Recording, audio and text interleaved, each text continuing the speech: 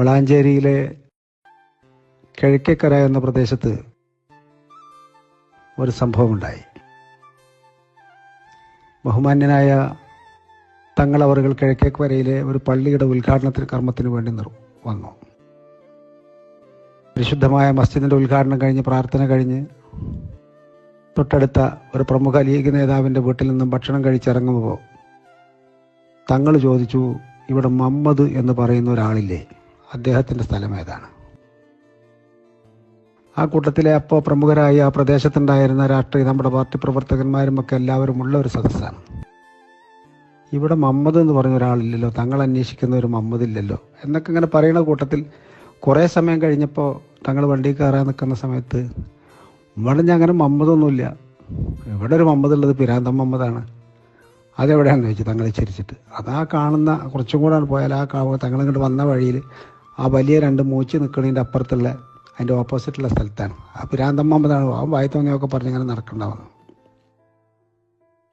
അപ്പോൾ ഈ മുഹമ്മദിൻ്റെ പണി എന്താണെന്ന് പറഞ്ഞാൽ, മുഹമ്മദാക്കാൻ്റെ പണി എല്ലാ ദിവസവും കുറച്ച് മണ്ണ് കുഴച്ച് ഒരു ചുമരുണ്ടാക്കി അങ്ങനെ ചെറിയ കുടിൽ ഇങ്ങനെ ഉണ്ടാക്കും.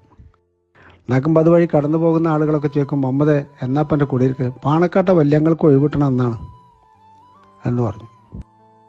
പാണക്കാട്ടെ വല്യങ്ങൾക്ക് ഒഴിവ് കിട്ടണം എന്നാണ് എന്ന് പറഞ്ഞു. അത് പറഞ്ഞെങ്ങനെ, തങ്ങൾക്ക് ഒഴിവ് കിട്ടിയില്ലല്ലേ മോദാക്ക അല്ലെങ്കിൽ മുഹമ്മദ് എന്നൊക്കെ ചോദിച്ച ആളുകൾ എന്നും പരിഹസിച്ചു പോകും. ഇവരോട് പള്ളിയിൽ നിന്ന് പള്ളി ഉദ്ഘാടനം കഴിഞ്ഞ് ആ വീട്ടിൽ നിന്ന് കാറ് കയറി നേരെ വന്നിട്ട് ഡ്രൈവർ മുജീബിനോട് ഈ പിരാന്തം മുഹമ്മദ് എന്നെല്ലാവരും പറയുന്ന ആ മനുഷ്യൻ്റെ ആ കൂടിൽ ചെറിയൊരു കൂര അവിടെ നിർത്താൻ പറഞ്ഞു. അവിടെ നിർത്തി തങ്ങൾ ഇറങ്ങിയപ്പോൾ ഈ മുഹമ്മദ് അവിടെ നിന്ന് ഇറങ്ങി വന്നു. പഴയ കാലത്ത് ഇരുമ്പിൻ്റെ ഒരു തകരത്തിൻ്റെ കസേര, അതിൻ്റെ ഒരു ഭാഗം ഈ ബാക്ക് സൈഡ് ചാഞ്ഞിരിക്കുന്ന ഭാഗം ഇല്ലാത്തത് ഏതോ കച്ചറയിൽ നിന്ന് എടുത്തു കൊടുത്തിട്ടുള്ള അതുമേ ഈ വളരെ മുഷിഞ്ഞ മുണ്ടുകൊണ്ട് എടുത്തതിൻ്റെ ഒരു തല കൊണ്ട് മുഹമ്മദ് തുടച്ചു കൊടുത്തിട്ട്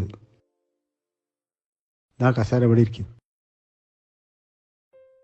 തങ്ങൾക്ക് വേറെ മുജീബ് ഒരു ടവല് കൊണ്ടുവന്ന് അതിമിട്ടപ്പോൾ അത് വേണ്ട എന്ന് പറഞ്ഞിട്ട് മുഹമ്മദിൻ്റെ ഈ ചളിയായ ചെയറിൽ തന്നെ തങ്ങളിരുന്നു. അതിലിരുന്നിട്ട് ഇന്ന് വളാഞ്ചേരിയിലെ CH ഹോസ്പിറ്റലിൻ്റെ തൊട്ടടുത്തുള്ള അബുവിൻ്റെ ഹോട്ടൽ എന്ന് പറയുന്ന ഹോട്ടൽ അബു, അവിടുന്ന് മുഹമ്മദ് ഒരു പൊട്ടിയ പ്ലേറ്റിൽ 2 പൊറോട്ടയും ഒരു ഇറച്ചിക്കറിയും മേടിച്ചിട്ട് അതിൽ എപ്പോഴോ കൊടുന്ന് ഒഴിച്ചു വെച്ചിട്ടുണ്ട്.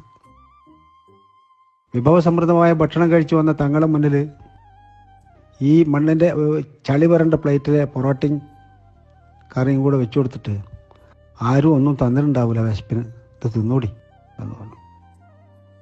ആ പാത്രത്തിൽ കൈയിട്ട് തങ്ങൾ ആ പൊറോട്ടയും അതിലുള്ള ഒരു ഇറച്ചി കഷ്ണം കഴിച്ച് ബാക്കി ഇത്ര മതി, ഇനി കൊണ്ടുവരണോ വേണ്ട, തങ്ങൾക്കൊരു ചായ ഒഴിച്ചു കൊടുത്തു. അതിന് പകുതി കുടിച്ചു. അപ്പോഴേക്കും ഈ പരിസരത്തുള്ള ഏതാണ്ട് ആളുകളൊക്കെ വന്നുകൂടി. എന്നിട്ട് കൈയ്യഴുകാനുള്ള വെള്ളം അതില്ല, ആരോ വേറെ അപ്പോഴും വെള്ളം കൊടുന്നു, അത് കൈയൊക്കെ കഴുകി. അപ്പോൾ വീണ്ടും ഈ ചളിയായ ഉടുത്ത മുണ്ടിൻ്റെ തല കാണിച്ചു കൊടുത്തു. അതിൽ തങ്ങൾ തുടച്ചിട്ട് അപ്പോൾ ടിഷ്യൂ പേപ്പറൊക്കെ കൊടുന്ന് അതൊക്കെ തുടച്ച് റെഡിയാക്കി അവിടെ ഒരു പ്രാർത്ഥന നടത്തിയിട്ട് മുഹമ്മദ് ഖാൻ്റെ കുടിയിരിക്കലാ എന്ന് പറഞ്ഞ് പോരുമ്പോൾ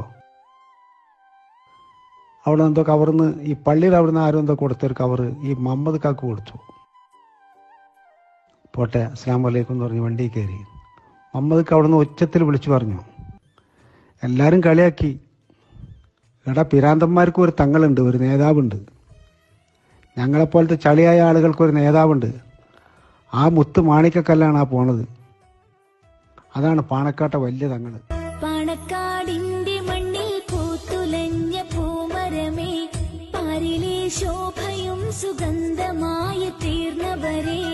പാണക്കാടിന്റെ മണ്ണിൽ പൂത്തുലഞ്ഞ പൂമരമേ, പാരിലെ ശോഭയും സുഗന്ധമായി തീർന്നവരെ.